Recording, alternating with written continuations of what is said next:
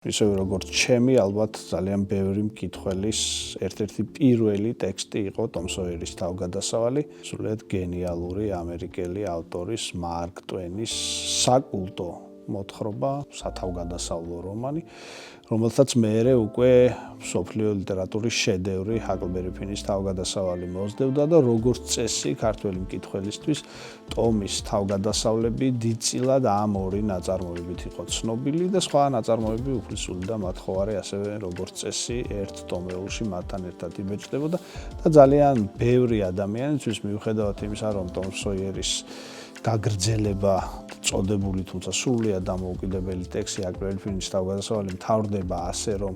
ისინი აპირებენ საკუთარი მოგზაურობების გაგრძელებას, მათ შორის ინდიელების მიწაზე წასვლით, როგორც წესი, მკითხველების უმეტესობას ეგონა და მათ შორის მეც თავის დროზე, რომ ეს ყველაფერი აქ დასრულდა. რა და არსებობს ორი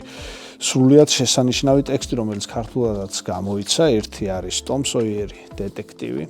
და მეორე ეს არის ტომ სოიერის საზღვარგარეთ.